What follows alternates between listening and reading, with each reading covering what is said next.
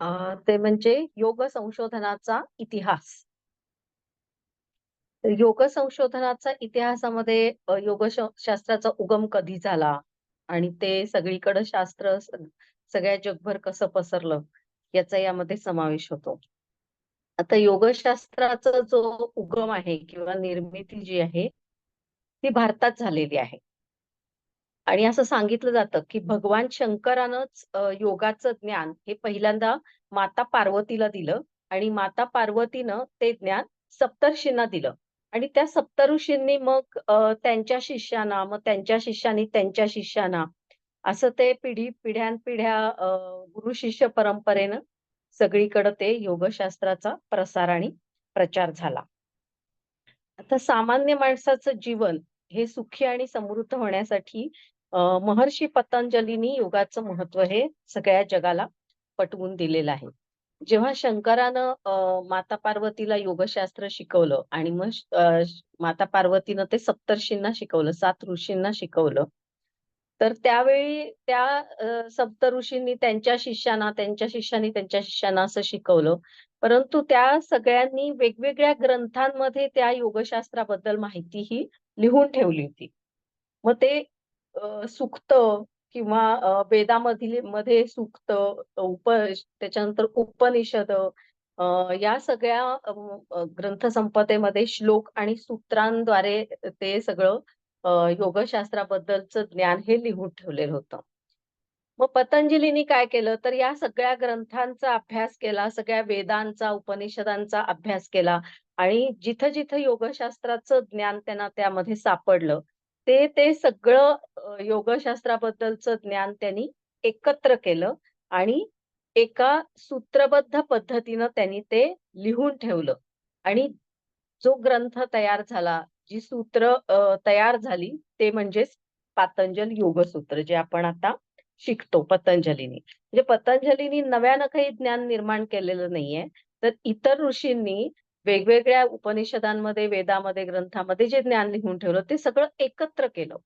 आणि ते एकत्र केलेलं ज्ञान हे सूत्रबद्ध केलं. अशा शॉर्ट सूत्रांमध्ये ते मांडलं आणि ती सगळी एकत्रित सूत्र एका ग्रंथामध्ये अ, प्रकाशित केली किंवा एका ग्रंथाद्वारे ती सगळी सूत्र एकत्र समाजापुढे ठेवली आणि ती सूत्र म्हणजेच पातंजल योगसूत्र होय. आणि मग पातंजल योगसूत्राद्वारे अ, काही लोकांनी ते योगशास्त्राचं ज्ञान घेतलं. त्यानंतर त्याचा स्वतः अनुभव घेतला आणि मग परत त्याच्याबद्दल लिहून ठेवलं. म्हणजे आताची जी ग्रंथसंपदा आपण बघतो, की घेरंड संहिता आहे किंवा हठयोग आहे, हठयोग प्रदीपिका आहे. तर हे असे काही ग्रंथ मग लोकांनी पातंजल योगसूत्र वाचून त्यानंतर लिहिलेले हे सगळे ग्रंथ आहेत. मग आताच्या काळामध्ये बी.के.एस. अय्यंगारांनी अनेक पुस्तकं योगावर लिहिली. तशी अनेक लोकांनी अनेक योगावरची पुस्तकं लिहिली. परंतु मुख्य त्यांनी ज्याचा अभ्यास केला ते म्हणजे पातंजल योगसूत्र. भारतीय ऋषीमुनींनी योगामुळे प्राप्त होणाऱ्या अतिप्रगत अवस्थेचं म्हणजेच समाधी अवस्थेचे अनुभव हे घेतलेले होते. म्हणजे त्यांनी आधी योगासनं शिकले, ते प्राणायाम शिकले. त्यानंतर धारणा आणि ध्यानाची प्रॅक्टिस करून करून ते समाधी अवस्थेपर्यंत ते ऋषी लोक सगळे गेलेले होते. परंतु हे फक्त मग त्यांच्यापुरतंच मर्यादित राहिलं ना. पण या सगळ्याचा फायदा हा समाजातल्या सगळ्या लोकांना व्हावा, त्यासाठी त्यांना योगशास्त्र सामान्य लोकांना शिकवणं, त्यांना त्याचं महत्त्व समजावून देणं हे गरजेचं होतं. आणि म्हणून विविध यौगिक प्रक्रियांचा मानवी जीवनावर काय परिणाम होतो, हे शास्त्रशुद्ध रीतीनं संशोधन करून लोकांसमोर मांडणं गरजेचं होतं. आणि त्यामुळं मग योगशास्त्रामध्ये संशोधनाला सुरुवात झाली. 20व्या शतकामध्ये काही अ, अतिशय बुद्धिमान व्यक्तींनी, प्रतिभावंत व्यक्तींनी योग संशोधनामध्ये प्रचंड काम केलेलं आहे. अशा महान व्यक्तींनी योग साधना करून योगाच्या अतिप्रगत अवस्थेचा स्वतः अनुभव घेऊन संशोधन संस्थांच्या माध्यमातून आयुष्यभर समाजाला योग शिक्षण दिलं. अनेकांना संशोधनाची प्रेरणा दिली आणि त्यामुळं योगशास्त्राचा हा भारतात तर प्रचार आणि प्रसार झालाच, पण त्यांनी भारताबाहेर जाऊन इतर देशातील लोकांना सुद्धा योग शिकवला आणि त्यांना योगशास्त्राचं महत्त्व पटवून दिलं. आता हे योगशास्त्र इतकं मोठं आहे, इतकं व्यापक आहे, की त्यामुळं केवळ मानवाच्या शरीराचाच नाही, तर मानवाच्या मनाचा आणि आत्म्याचा सुद्धा विकास हा साधला जातो. योग साधनेची अंतिम अवस्था काय आहे? तर आत्मा आणि परमात्मा यांचं ऐक्य.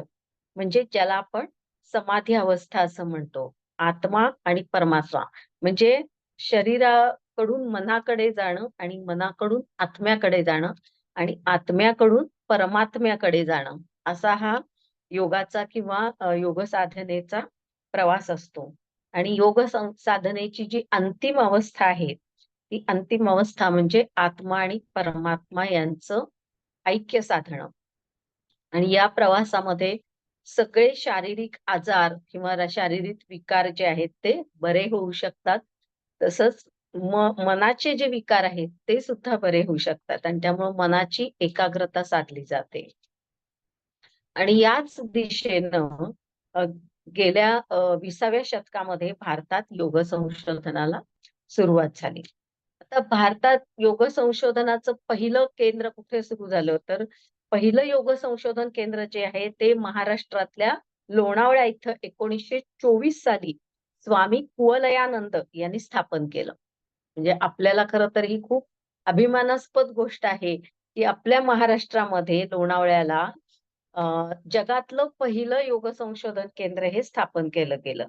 आणि हे संशोधन केंद्र यौगिक कला आणि परंपरा यांचा आधुनिक विज्ञानाशी समन्वय साधण्याचं विशिष्ट उद्दिष्ट असलेलं आध्यात्मिक, उपचारात्मक आणि संशोधन केंद्र आहे.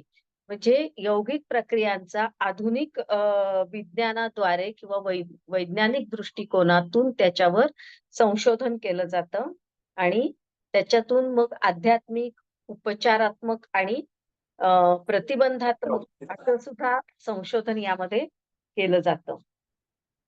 विविध यौगिक प्रक्रियांचा मानवी शरीरावर कसा परिणाम होतो किंवा का परिणाम होतोय, ते अभ्यासनासाठी या केंद्रामध्ये आजपर्यंत अनेक संशोधनं झालेली आहेत. आणि अजून सुद्धा अशाच प्रकारची संशोधनं योगासनावर, प्राणायामावर याशिवाय धारणा, ध्यान या प्रक्रियांमध्ये सुद्धा काय परिणाम होतो मेंदूवर ते सुद्धा संशोधन याच्यावर चालू आहे. यानंतर पूर्ण भारतभर योग विषयक जागृतता वाढत गेली आणि अनेक ठिकाणी योग संशोधन केंद्रांची स्थापना करण्यात आली. कारण वैज्ञानिक पद्धतीनं यौगिक प्रक्रियांचा काय परिणाम होतोय, कसा परिणाम होतोय हे सिद्ध केल्यामुळं सगळ्या जगानं योगशास्त्र हे मान्य केलेलं आहे किंवा जगभरामध्ये योगशास्त्राचा मानवी जीवनावर कसा सकारात्मक आणि चांगला परिणाम होतो, हे याला मान्यता मिळाली एक प्रकारची. आणि त्याच्यामुळं मग अनेक ठिकाणी योग संशोधन केंद्रांची स्थापना करण्यात आली. विवेकानंद योग विद्यापीठ. विवेकानंद योग विद्यापीठ हे पहिलं आंतरराष्ट्रीय योग विद्यापीठ आहे आणि त्याची स्थापना न्यूयॉर्क या ठिकाणी अमेरिकेमध्ये न्यूयॉर्क या ठिकाणी डॉक्टर एच नागेंद्र यांच्या अध्यक्षतेखाली 6व्या आंतरराष्ट्रीय योग दिनानिमित्त स्थापन करण्यात आली. 6व्या आंतरराष्ट्रीय योग दिना दिवशी डॉक्टर एच नागेंद्र यांच्या अध्यक्षतेखाली 6व्या आंतरराष्ट्रीय योग परिषदेमध्ये विवेकानंद योग विद्यापीठ या विद्यापीठाची अमेरिकेत न्यूयॉर्क या ठिकाणी स्थापना करण्यात आली. त्यामुळे योगाच्या प्रचारासाठी एक मोठं जागतिक व्यासपीठ निर्माण झालं.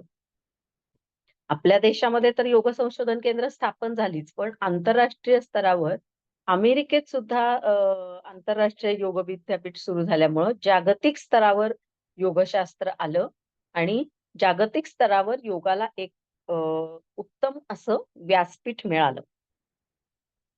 असं असलं तरी सुद्धा अजून सुद्धा भारतामध्ये योग संशोधनाला शासनाचं पुरेसं पाठबळ नाही. अर्थात आता आपले पंतप्रधान माननीय नरेंद्र मोदीजींनी योगशास्त्राला पुष्कळ वर आणलेलं आहे आणि पुष्कळ शासनातर्फे त्याला पाठिंबा आणि सपोर्ट केलेला आहे. त्याच्यामुळे आता इंजिनिअरिंग कॉलेजमध्ये सुद्धा योगशास्त्र हा विषय कंपल्सरी केलेला आहे फर्स्ट इयरला. त्यानंतर सगळ्या शाळांमध्ये आणि सगळ्या कॉलेजेसमध्ये सुद्धा योग शिक्षकांची नेमणूक केलेली आहे आणि सगळीकडे योग शिक्षण हे सुरू केलेलं आहे. पण तरी सुद्धा संशोधन केंद्रामध्ये अजून सुद्धा सुसज्ज प्रयोगशाळा, समृद्ध ग्रंथालय, संशोधनाची उपकरणं तसंच आर्थिक पाठबळ, मुख्य आर्थिक पाठबळाची कमतरता ही अजून सुद्धा आढळून येते. आता योगशास्त्राचं उपचारात्मक मूल्य हे खूप मोठं आहे. असं असून देखील भारतामध्ये आरोग्य क्षेत्रात कमी प्रमाणात योग संशोधन झालेलं आढळतं. खरं म्हणजे आरोग्य क्षेत्रामध्ये योग संशोधन हे जास्त प्रमाणात व्हायला पाहिजे. कारण उपचारात्मक मूल्य हे योगाचं खूप मोठं आहे. प्रतिबंधात्मक मूल्य सुद्धा खूप मोठं आहे. परंतु आरोग्य क्षेत्रामध्ये मात्र योगाचं संशोधन जे आहे ते फारसं झालेलं आढळत नाहीये. तसंच विद्यार्थ्यांच्या विविध शैक्षणिक क्षमतांवर यौगिक प्रक्रियांचा निश्चितच चांगला परिणाम होतो. परंतु हवे तसे योग संशोधन शैक्षणिक क्षेत्रात सुद्धा झालेलं आढळत नाही. त्याशिवाय बिहार स्कूल ऑफ योगा, मोरारजी भाई देसाई राष्ट्रीय प्रशिक्षण योग संस्था दिल्ली, रमामणी अय्यंगार मेमोरियल योग संस्था पुणे, योग विद्याधाम नाशिक, प्राणयोगा बारामती, जीवन विद्याधाम योग संस्था बारामती, तर अशा अनेक योग संस्था या अजून सुद्धा खूप चांगल्या प्रकारे काम करतात. आजच्या आपल्या तरुण पिढीला योग्य मार्गदर्शन मिळत नाहीये आणि मीडिया, इंटरनेटचा अतिवापर यामुळे ही पिढी भरकटत चाललेली आहे. मग योग हा विषय शालेय अभ्यासक्रमामध्ये अंतर्भूत केला गेला आणि त्याच्यावर संशोधन जर झाली तर भारताचं भविष्य हे उज्ज्वल होईल. आता अशा प्रकारे अभ्यासक्रमामध्ये योगाचा अंतर्भाव हा केलेला आहेच.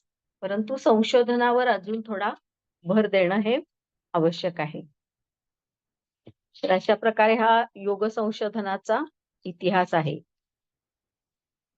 आता सध्या पुष्कळ संस्था आहेत योग संशोधन संस्था आणि तिथं खूप चांगल्या प्रकारे संशोधनाचं काम केलं जातं. प्रत्येक संस्थेची सुसज्ज प्रयोगशाळा आहे, ग्रंथालय आहे. त्याच्यानंतर तिथल्या संशोधनांची माहिती देणारे त्यांच्या शोधपत्रिका सुद्धा सगळ्या जगभर प्रसिद्ध होत असतात. त्याच्यामुळं सगळी योग संशोधन जी होत आहेत त्याचा जगभर प्रसार सुद्धा होतो. तर हा झाला योग संशोधनाचा इतिहास. आता भारतामध्ये अशी योग संशोधन केंद्र किती आहेत आणि त्यातली मुख्य संशोधन केंद्र कुठली आहेत ते आपण बघणार आहोत.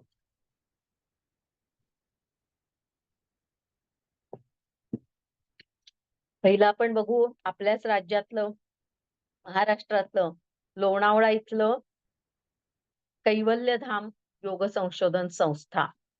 जगातली सगळ्यात पहिली योग संशोधन संस्था आहे ही, जी स्वामी कुवलयानंद यांनी स्थापन केली. आता हे जे स्वामी कुवलयानंद आहेत यांचं मूळ नाव आहे जगन्नाथ गंगाधर गुणे आणि जगन्नाथ गंगाधर गुणे जे आहेत यांना संस्कृतची जगन्नाथ शंकर शेठ स्कॉलरशिप सुद्धा मिळालेली होती. एवढे ते संस्कृत मधले गाढे अभ्यासक होते.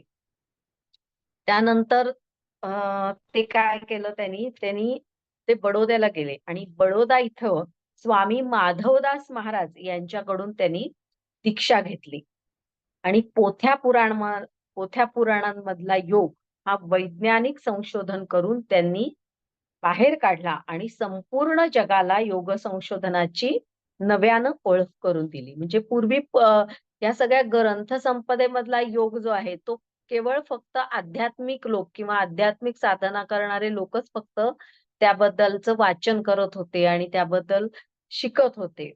परंतु हा पोथ्या पुराणांमधला योग कुवलयानंदांनी त्यातून बाहेर काढला आणि संपूर्ण जगाला वैज्ञानिक संशोधन करून जगाला त्याचं महत्व पटवून दिलं आणि हे विज्ञान आहे हे केवळ पोथ्या पुराणांचा भाग नसून हे खूप मोठं आणि खूप चांगलं असं विज्ञान आहे, अशी नव्यानं योगाची ओळख त्यांनी जगाला करून दिली. योग हा केवळ अध्यात्माचा भाग नसून वैज्ञानिक संशोधनाचाही एक मोठा विषय आहे, हे त्यांनी जगाला दाखवून दिलं. आणि लोणावळा महाराष्ट्रामध्ये भारतातली पहिली योग संशोधन संस्था त्यांनी स्थापन केली.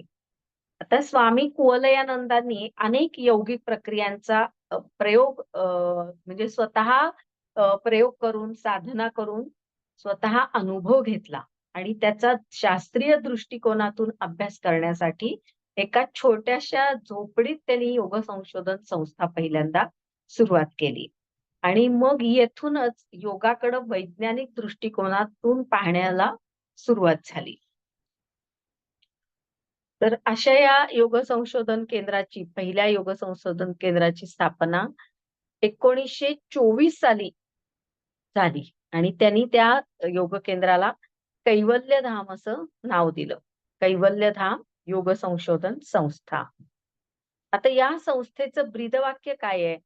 याचं ब्रीदवाक्य आहे की जिथं योग परंपरा आणि विज्ञान एकत्र येतात, जिथं योग परंपरा आणि विज्ञान एकत्र येतात, where yoga tradition and science meet.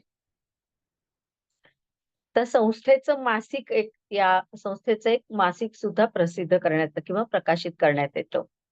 ते म्हणजे योग मीमांसा. आता हे जे योग मीमांसा मासिक आहे ते त्रैमासिक आहे. म्हणजे दर 3 महिन्यांनी ते प्रसिद्ध होतं.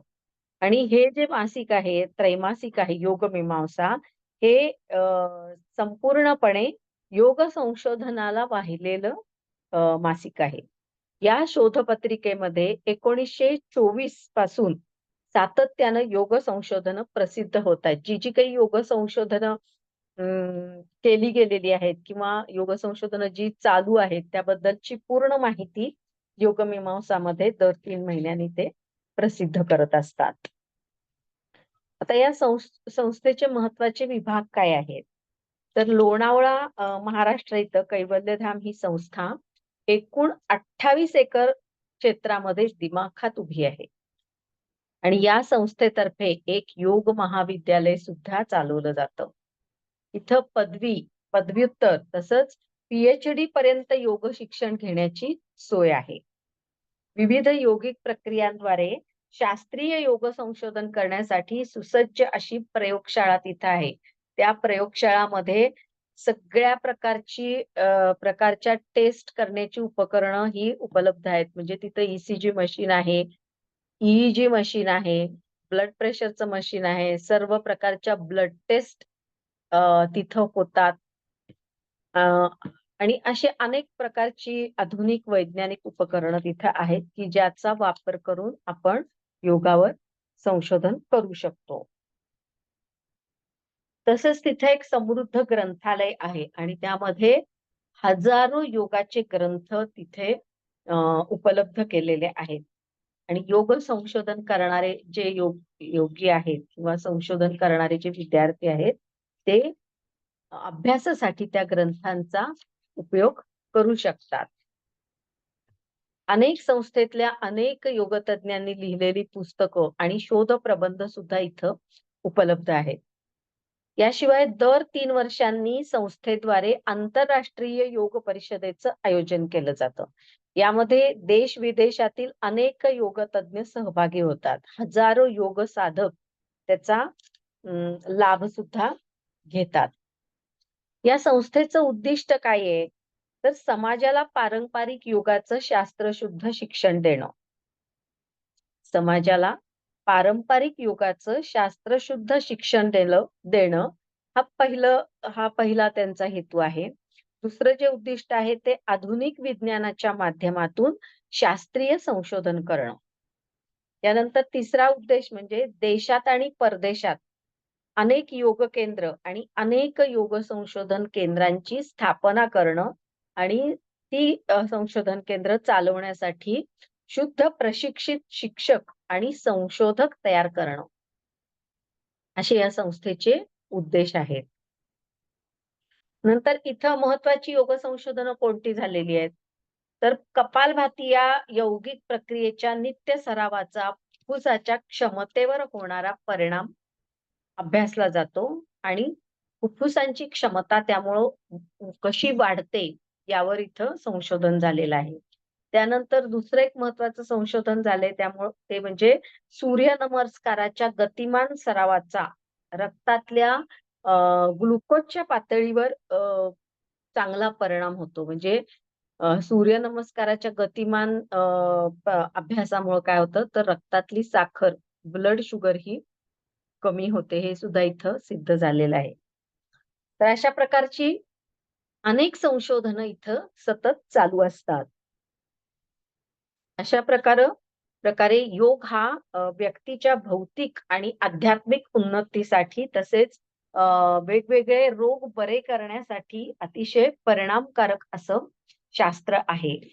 हे या संस्थेनं योग संशोधनाद्वारे जगाला दाखवून दिलेला आहे आणि तो त्यांचा प्रयत्न अतिशय यशस्वी ठरलेला आहे. आणि अजून सुद्धा अनेक आसनांवर, अनेक योगिक प्रक्रियांवर, शुद्धी प्रक्रियांवर अनेक प्रकारची संशोधनं इथं चालू आहे. आता दुसरं जे संस्था आहे, योग संशोधन संस्था, ती म्हणजे मोरारजी देसाई राष्ट्रीय प्रशिक्षण योग संस्था. मोरारजी देसाई राष्ट्रीय प्रशिक्षण योग संस्था. आता ही जी संस्था आहे, मोरारजी देसाई योग संस्था, ही केंद्र सरकार चालवतं. ही संस्था केंद्र सरकारनं स्थापन केली आणि केंद्र सरकारद्वाराच ती चालवली जाते. ही भारतातली केंद्रीय शिक्षण संस्था आहे. आणि योगाचं शिक्षण देणारी ना नफा ना तोटा या तत्वावर ही संस्था चालवली जाते. योग संस्कृतीचा प्रचार आणि प्रसार संपूर्ण भारतभर करणं हा या संस्थेचा मुख्य उद्देश आहे. योग संस्थेचा प्रचार आणि प्रसार हा पूर्ण भारतभर करणं हा सगळ्यात मुख्य उद्देश या संस्थेचा आहे. नंतर या संस्थेची स्थापना ही सन 1988 मध्ये या संस्थेची स्थापना न्यू दिल्ली इथं करण्यात आली आणि भारत सरकार आणि आरोग्य कुटुंब कल्याण मंत्रालय, भारत सरकार आणि आरोग्य कुटुंब कल्याण मंत्रालय, आयुष विभागातर्फे याची स्थापना करण्यात आली. या संस्थेचं ब्रीदवाक्य काय आहे? तर health, harmony and happiness for all through yoga. Health, harmony and happiness for all through yoga असं या संस्थेचं ब्रीदवाक्य आहे. या संस्थेचं जे मासिक आहे ते म्हणजे योग विज्ञान. योग विज्ञान या मासिकातून इथं होणाऱ्या संशोधनाबद्दलची सर्व माहिती, सगळे शोध प्रबंध हे प्रसिद्ध होत असतात आणि हे सुद्धा त्रैमासिक आहे, म्हणजे दर 3 महिन्यांनी हे प्रसिद्ध होत असतं. या त्रैमासिकामध्ये योगाच्या प्रशिक्षण कार्याबद्दल माहिती, आगामी काळात येणारी संशोधनं, विविध योग शिबिरांचं आयोजन, योगाच्या विविध पैलूंना समजावणारे लेख, विविध योग तज्ञ आणि योग संशोधकाची योग संशोधनही प्रसिद्ध होत असतात. आता या योग संस्थेचे सध्याचे कार्यकारी संचालक आहेत डॉक्टर ईश्वर बसव रेड्डी. डॉक्टर ईश्वर बसव रेड्डी हे या संस्थेचे सध्याचे कार्यकारी संचालक आहेत. या संस्थेचे महत्वाचे विभाग जे आहेत ते असे आहेत. आता ही संस्था एकूण 3 एकर क्षेत्रामध्ये पसरलेली आहे. 3 एकर क्षेत्रामध्ये ही संस्था उभी केलेली आहे. अत्याधुनिक पद्धतीचा 150 लोकांच्या कार्यक्षमतेचं एक मोठं भव्य सभागृह इथं आहे. योग आणि संबंधित विषयांची सुमारे 10,000 ग्रंथ असणारं सुसज्ज ग्रंथालय इथं आहे. आणि 50 लोक एका वेळेस योगासनं करू शकतील किंवा योग साधना करू शकतील असा एक प्रशस्त योग प्रशिक्षण आवार सुद्धा इथं आहे. त्यानंतर रुग्णांसाठी 50 बेडचं सुविधापूर्ण रुग्णालय आहे. जे इथलं जे रुग्णालय आहे 50 बेडचं, तर तिथं आयुर्वेदिक पंचकर्म, निसर्गोपचार, त्यानंतर यौगिक उपचार पद्धती या सगळ्याची सोय इथं आहे. तसंच तिथं वैद्यकीय अधिकारी नेमलेले आहेत, आरोग्य तज्ञ आहेत, आहार तज्ञ आहेत आणि त्यांची सेवा सुद्धा तिथं जाणाऱ्या लोकांना उपलब्ध होते. शिवाय योग संशोधनासाठी आधुनिक सुसज्ज अशी प्रयोगशाळा सुद्धा इथं आहे. तर या संस्थेची उद्दिष्ट काय आहेत? तर लोकांच्या शारीरिक, मानसिक आणि आध्यात्मिक आणि भावनिक स्वास्थ्यासाठी शारीरिक, मानसिक, आध्यात्मिक आणि भावनिक स्वास्थ्यासाठी योगाचं शास्त्रशुद्ध प्रशिक्षण देणं हा पहिला उद्देश आहे. त्यानंतर योगाच्या आरोग्यविषयक फायद्याबद्दल समाजामध्ये जागरूकता निर्माण करणं. नंतर योगाच्या शास्त्रीय प्रशिक्षणासाठी योग सेंटर्स सगळ्या भारतभर योग सेंटर्स किंवा योग केंद्र स्थापन करणं हा पण एक त्यांचा महत्वाचा उद्देश आहे. आणि सार्वजनिक आणि खाजगी भागीदारीतून जिल्हा योग व स्वास्थ्य केंद्राची योजना त्यांनी आखली आणि संपूर्ण भारतभर 1200 योग केंद्र या संस्थेतर्फे स्थापन करण्यात आली आणि ती चालवण्यात येतात या संस्थेमार्फत. तसंच या संबंधित कार्यरत असणाऱ्या स्वयंसेवी संस्थांना आर्थिक आणि तांत्रिक मदत करणं.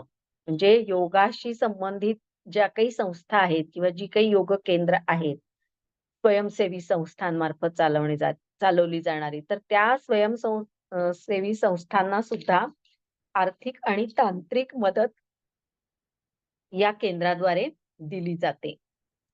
प्रशिक्षक सुद्धा पुरवले जातात त्यांना.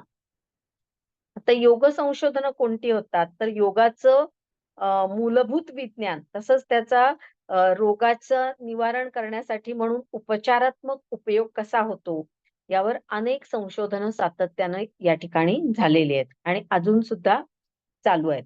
योगाचं तत्वज्ञान हे योगाचे प्राचीन ग्रंथ योगाचं तत्वज्ञान हे योगाचे प्राचीन ग्रंथांवर मूलभूत संशोधनाचं काम मोठ्या प्रमाणावर चालू आहे. म्हणजे जे काही मूलभूत सिद्धांत ग्रंथांमध्ये सांगितलेले आहेत, योग ग्रंथांमध्ये, तर ते वैज्ञानिक पद्धतीनं पडताळून बघण्याचं काम हे मोठ्या प्रमाणावर या ठिकाणी होत असतं.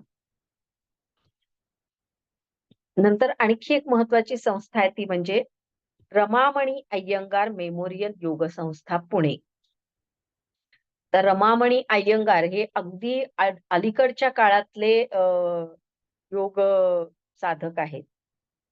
म्हणजे त्यांना अगदी परवापर्यंत लोक डायरेक्ट त्यांच्याकडून शिकत होते. आता त्यांची मुलगी गीता अय्यंगार ही हे सगळं काम बघत असते.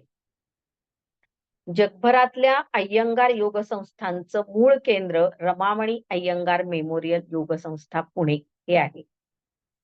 अय्यंगार योग संस्था म्हणजे रमामणी अय्यंगारांनी परदेशांमध्ये वेगवेगळ्या देशांमध्ये अनेक योग संस्था आणि अनेक योग केंद्र ही स्थापन केली आणि या सगळ्या योग संस्थांचं मूळ केंद्र म्हणजे रमामणी अय्यंगार मेमोरियल योग संस्था आणि ते कुठे आहे तर पुण्यात आहे.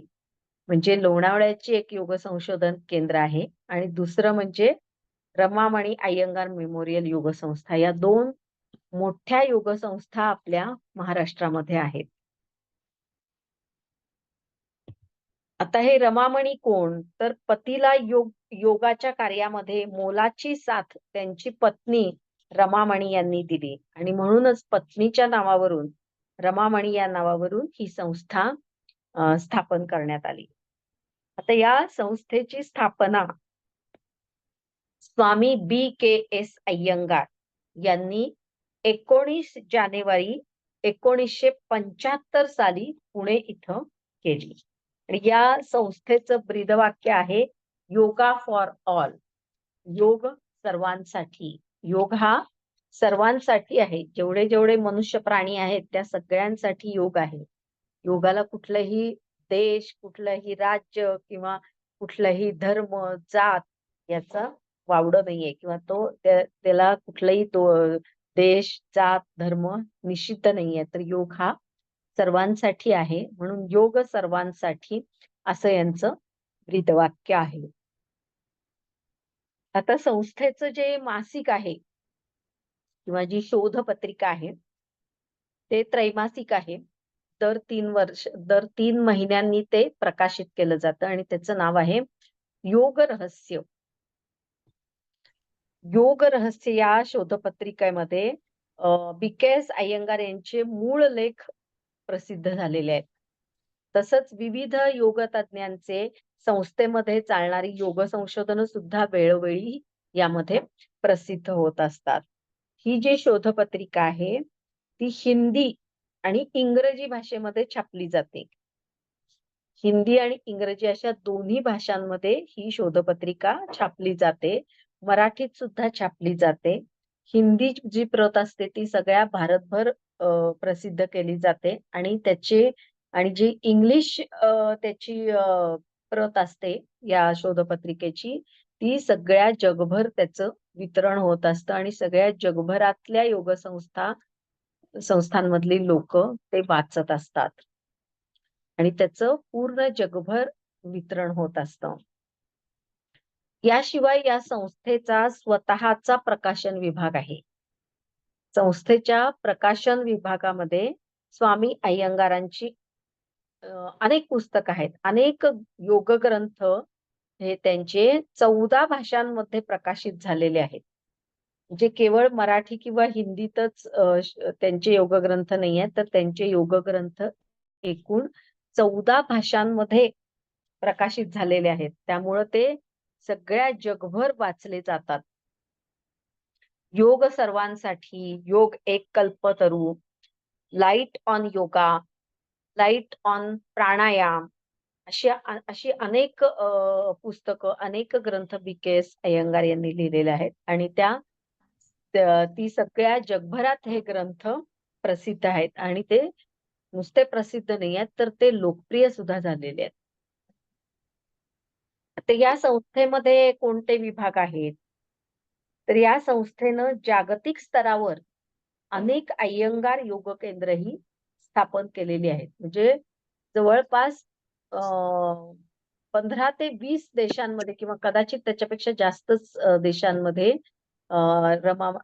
अय्यंगारांची योग केंद्र ही चालवली जातात. अमेरिकेत तर मोठ्या प्रमाणावर आहेत. आणि तिथं अय्यंगार योग शिकवला जातो. आता अय्यंगार योग म्हणजे काय? तर त्यांनी एक स्वतःची यौगिक शैली निर्माण केली. म्हणजे ज्यांना अवघड आसनं करता येत नाहीये, तर ती करता येण्यासाठी दोरीचा कसा वापर करायचा किंवा अशा काही ठोकळ्यांचा आपली जी वीट असते, तर त्या विटेच्या आकाराच्या ठोकळ्यांचा कसा वापर करायचा, काठीचा कसा वापर करायचा किंवा चेअरचा वापर करून कसं ती योगासनं करता येतील. तर हे सगळं त्यांनी जगाला दाखवून दिलं आणि त्यांची एक स्वतःची योगिक शैली त्यांनी निर्माण केली. त्यालाच अय्यंगार योग असं म्हटलं जातं. आणि जगभरातून त्यांच्या अनेक योग संशोधन केंद्रामध्ये विविध योग संशोधनं राबवली जातात. आणि पुण्यात ही संस्था आहे. पण पुण्यातली ही संस्था जगभरातल्या योग संशोधन केंद्रांना चालना देण्याचं किंवा प्रेरणा देण्याचं काम हे करत असते. याशिवाय या संस्थेचं समृद्ध ग्रंथालय आहे आणि त्या ग्रंथालयामध्ये हजारो योग तत्वज्ञान, मानसशास्त्र, निसर्गोपचार, आयुर्वेद, वैद्यकशास्त्र यावरचे हजारो ग्रंथ हे उपलब्ध आहेत. आणि तिथं त्या योग संस्थेमध्ये संशोधन करणाऱ्यांना किंवा शिकणाऱ्या साधकांना या सगळ्या ग्रंथांचा अभ्यास करायला त्यांनी उपलब्ध सुद्धा केलेले आहेत. तसंच या संस्थेला भारतातील सर्वोत्कृष्ट योग संस्था असा पुरस्कार देखील भारत सरकारकडून मिळालेला आहे. आता भारतात सुद्धा अनेक योग संस्था आहेत किंवा योग संशोधन संस्था आहेत. परंतु सर्वोत्कृष्ट योग संस्था असा पुरस्कार भारत सरकारकडून रमामणी अय्यंगार योग संशोधन केंद्राला मिळालेला आहे. या संस्थेचे उद्दिष्ट काय आहेत? तर पहिलं म्हणजे जागतिक पातळीवर योगाचा प्रचार आणि प्रसार करणं. जागतिक पातळीवर योगाचा प्रचार आणि प्रसार करणं हे यांचं मुख्य उद्दिष्ट आहे. म्हणून अनेक देशांमध्ये यांनी योग संशोधन संस्था, योग प्रशिक्षण संस्था यांनी स्थापन केलेल्या आहेत.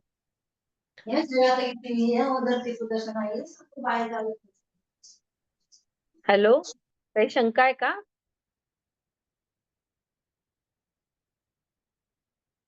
दुसरं जे उद्दिष्ट आहे यांचं ते म्हणजे योग उपचार आणि त्याद्वारे आरोग्य निर्माणाचे तंत्र लोकांपर्यंत पोहोचवणं. म्हणजे वेगवेगळ्या आजारांवर योगाचा उपचार म्हणून कसा वापर करायचा आणि त्या त्या द्वारे कसं सुदृढ आरोग्य मिळवायचं याचं तंत्र त्यांनी लोकांपर्यंत पोहोचवलेलं आहे.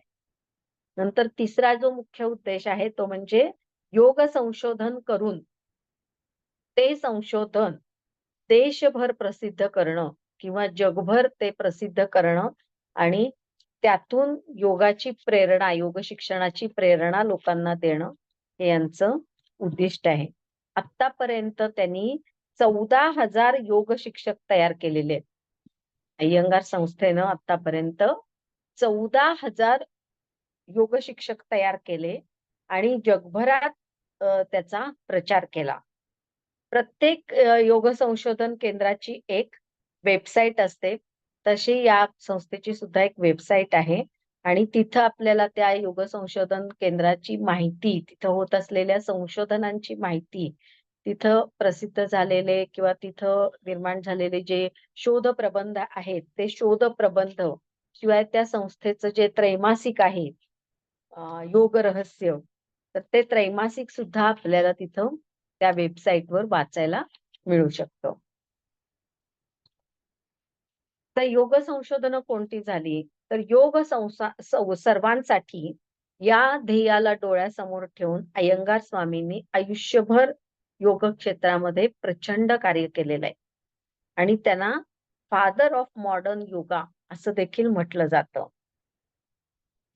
सर्वसामान्य लोकांना योगाचा फायदा मिळावा किंवा सर्वसामान्य लोकांना सहजपणे योग शिकता यावा, योगाची साधना करता यावी, योगाचं प्रशिक्षण मिळावं यासाठी अय्यंगार स्वामींनी खुर्ची, दोरी, ठोकळे, बेल्ट अशी साधनं वापरून योगासनं शिकवली आणि ती संपूर्ण जगामध्ये लोकप्रिय झालेली आहेत. आज सुद्धा योगासनं करण्यासाठी म्हणून लागणारी अनेक साधनं इथं विकसित करण्यात आलेली आहेत आणि अशा प्रकारची साधनं आपल्याला तिथे अ, शिकायला पण उपलब्ध होतात आणि आपण तिथे जाऊन ती साधनं विकत सुद्धा घेऊ शकतो. म्हणजे योगासनं करण्यासाठी जी फ्लेक्सिबिलिटी आवश्यक असते, ती फ्लेक्सिबिलिटी सगळ्यांच्याकडं असतेच असं नाही.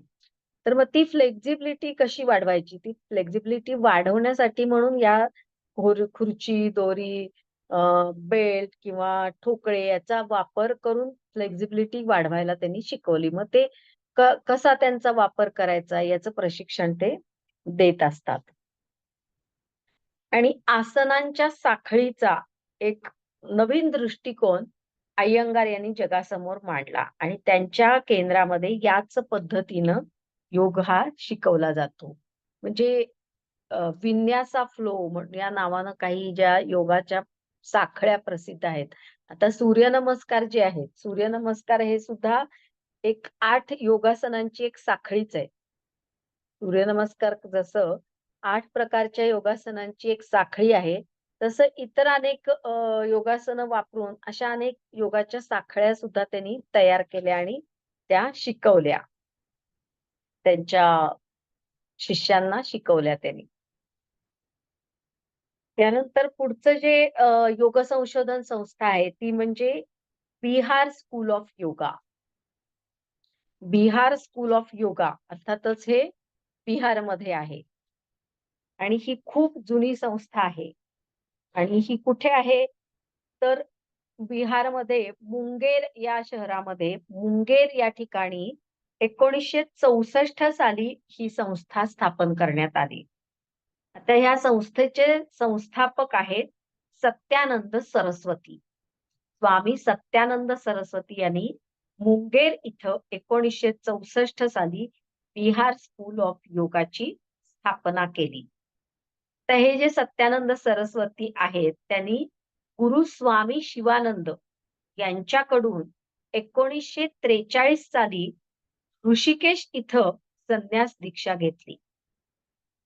स्वामी शिवानंद यांच्याकडून 1943 साली ऋषिकेश या ठिकाणी सत्यानंद सरस्वतींनी संन्यासाची दीक्षा घेतली. ते पूर्ण संन्यासी होते आणि संन्यास घेतल्यानंतर संपूर्ण जीवन त्यांनी योगाचा प्रचार आणि प्रसार करण्यात घालवलं. पूर्ण आयुष्य त्यांनी फक्त योगाचा प्रचार आणि प्रसार केला. आज सुद्धा सत्यानंद सरस्वतींची जगभरामध्ये अनेक केंद्र आहेत. त्यांनी अनेक केंद्र स्थापन केली आणि विशिष्ट पद्धतीनं पारंपरिक योगाचं प्रशिक्षण त्यांनी दिलं. जे ह्या संस्थेमध्ये विशिष्ट पद्धतीनं पारंपरिक योगाचं शिक्षण हे दिलं जातं आणि पुरातन योगाला त्यांनी धरून ठेवलेला आहे. म्हणजे पारंपरिक पुरातन योग हा आधुनिक पद्धतीनं योग करण्याच्या वहावण्यापासून त्यांनी ते रोखलंय. म्हणजे तिथं अजून सुद्धा त्यांनी धरून ठेवलेला आहे पारंपरिक योग. त्याच्यामध्ये पारंपरिक योगासनं असतील किंवा इतरही काही पारंपरिक पद्धती ध्यानधारणेच्या ज्या आहेत, तर त्या त्यांनी तिथे टिकवून ठेवलेल्या आहेत. 1970 पर्यंत म्हणजे त्यांनी संस्था कधी स्थापन केली? 1964 साली आणि 1964 पासून 1970 पर्यंत एकूण 54 योग आश्रमांची स्थापना त्यांनी केलेली आहे. आणि यांचं मुख्य कार्य आहे ते म्हणजे पारंपरिक योगाची जाण असणारा आणि प्रगत योगाची ओढ असणारा योग प्रशिक्षक तयार करणं. पारंपरिक योगाची जाण असणारा आणि प्रगत योगाची ओढ असणारा अशा प्रकारचा योग प्रशिक्षक तयार करणं आणि जगभरातील केंद्रांमध्ये योगाचा प्रचार आणि प्रसार करण्यास असे प्रशिक्षक हे पाठवणं हे यांचं मुख्य कार्य आहे किंवा यांच्या संस्थेचा मुख्य उद्देश आहे. त्यांनी सगळ्यात पहिल्यांदा काय केलं तर गंगेच्या काठावर एका डोंगरावर त्यांचा आश्रम होता. सत्यानंद सरस्वतींचा गंगेच्या काठावर अनेक डोंगर आहेत. त्यातल्या एका डोंगरावर त्यांनी तो आश्रम स्थापन केला होता आणि नंतर तिथंच त्यांनी योग संशोधन केंद्र स्थापन केलं आणि त्यानंतर ते काही दिवसांनी ते मोठं मुंगेर इथं मोठं योग संशोधन केंद्र त्यांनी स्थापन केलं. आता या संस्थेमध्ये समृद्ध ग्रंथालय आहे. तिथं खूप जुने ग्रंथ योगावरचे योगशास्त्राची माहिती असणारे खूप जुने प्राचीन ग्रंथ त्यांच्या ग्रंथालयामध्ये त्यांनी जतन करून ठेवलेले आहेत आणि ते वाचनासाठी उपलब्ध सुद्धा करून दिलेले आहेत. शिवाय सुसज्ज प्रयोगशाळा आहेत. इथं अनेक प्रकारचे जे काही टेस्ट असतात, मेंदूच्या असतील, हृदयाच्या असतील, ब्लड टेस्ट असतील किंवा कुठल्याही हाडांच्या वगैरे सगळ्या प्रकारच्या ज्या काही शास्त्रीय तपासण्या ज्या आहेत किंवा वैज्ञानिक उपकरणं जे आहेत, ती तिथं त्यांच्या प्रयोगशाळेमध्ये उपलब्ध आहेत. आता यांचं उद्दिष्ट काय आहे? तर राष्ट्रभेद, धर्मभेद, वर्णभेद, जातीभेद या सगळ्याच्या पलीकडे जाऊन समाजातल्या सर्वांना योग प्रशिक्षण देणं. म्हणजे ठराविक समाजाला किंवा ठराविक लोकांनाच फक्त योग प्रशिक्षण न देता राष्ट्रभेद, धर्मभेद, वर्णभेद, जातीभेद या सगळ्याच्या पलीकडे जाऊन समाजातल्या सर्वांना योग प्रशिक्षण देणं हा यांचा मुख्य उद्देश आहे. आणि प्राचीन योगशास्त्राचा संपूर्ण जगामध्ये प्रचार आणि प्रसार करणं. प्राचीन योगशास्त्राचा संपूर्ण जगात प्रचार आणि प्रसार करणं हे यांचं मुख्य उद्दिष्ट आहे. यांची जी शोधपत्रिका आहे संस्थेद्वारे प्रकाशित होणारी, ते 2 शोधपत्रिका यांच्या संस्थेतून प्रकाशित होतात. एक मासिक आहे ते म्हणजे योगा आणि दुसरं योगविद्या. योगा आणि योगविद्या अशी 2 मासिकं या ठिकाणाहून शोधपत्रिका यातून प्रकाशित होत असतात आणि ती दोन्ही त्रैमासिक म्हणजे दर 3 महिन्यांनी प्रसिद्ध होणारी आहेत. तर अशा प्रकारे या 4 योग संस्थांबद्दल आपण माहिती बघितली. तर याच्यावर तुम्हाला परीक्षेत असा प्रश्न येतो, की कोणत्याही 3 किंवा शोधपत्रिकांची माहिती लिहा किंवा एखाद्या योग संस्थेबद्दलची माहिती विचारली जाते, की बाबा रमामणी अय्यंगार योग संस्थेची माहिती लिहा किंवा जगातल्या पहिल्या योग संस्थेची माहिती लिहा. मग जगातलं पहिलं योग संस्था कुठली आहे? तर महाराष्ट्रात लोणावळा इथं कैवल्यधाम योग संशोधन संस्था याबद्दल किंवा केंद्र सरकार चालवत असणाऱ्या योग संस्थेबद्दल माहिती लिहा. असं सुद्धा प्रश्न येऊ शकतो. तर केंद्र सरकारनं कोणती योग संस्था स्थापन केली आहे? मोरारजी देसाई राष्ट्रीय हां. संसद मणिभाई मोरारजी देसाई योग संशोधन केंद्र. तर अशा प्रकारे प्रश्न येऊ शकतात. त्यामुळं शोधपत्रिकांचा पण तुम्ही अभ्यास करायला पाहिजे आणि सगळ्या योग संस्थांचा सुद्धा अभ्यास करायला पाहिजे. फक्त ती संस्था कुणाची आहे, त्याचं वैशिष्ट्य काय आहे, कधी आणि कुठे स्थापन झाली, हे सगळं तुम्हाला लक्षात ठेवावं लागेल. त्यांचं जे ब्रीदवाक्य आहे त्या संस्थेचं, ते ब्रीदवाक्य लक्षात ठेवा. त्यानंतर त्यांचे मासिकांची नावं लक्षात ठेवा. बाकी बराचसा मजकूर जो आहे तो सगळीकडे सेमच येतो. म्हणजे अ, सुसज्ज प्रयोगशाळा, सुसज्ज ग्रंथालय हे सगळं सगळ्याच ह्याच्यामध्ये आहे. त्यांची संस्थेची उद्दिष्ट ती लक्षात ठेवावी लागतील आणि शोधपत्रिकेचं नाव आणि त्यांची उद्दिष्ट ते कुठं आहे, किती साली कुणी स्थापन केलं, हे सगळं लक्षात ठेवावं लागेल तुम्हाला आणि त्याप्रमाणे तुम्हाला पेपरमध्ये उत्तरपत्रिकेत लिहावं लागेल. तर इथं आपला रिसर्च मेथोडॉलॉजी हा विषयाचा अभ्यासक्रम इथं संपलेला आहे. जर कुणाला काही शंका असेल तर आत्ताच विचारा, कारण आता हे शेवटचं लेक्चर आहे. तर याच्या पुढे काही लेक्चर्स आपले होणार नाहीयेत. मॅडम, आवाज येतोय? हो, आवाज येतोय, बोला. मॅडम, आता खूप लेट झालेला आहे माझा आणि माझ्या पत्नीचं. हॅलो, तर आवाज ब्रेक होतोय तुमचा. आवाज ब्रेक होतोय. हा मॅडम, आता येतोय आवाज? हा, आता येतोय. मॅडम, ऍडमिशन जे आहे आमचं, माझं आणि हा. माझ्या पत्नीचं खूप लेट झालेलं आहे. मी आता हे सध्या फक्त तुमचं दुसरंच लेक्चर अटेंड केलेलं आहे.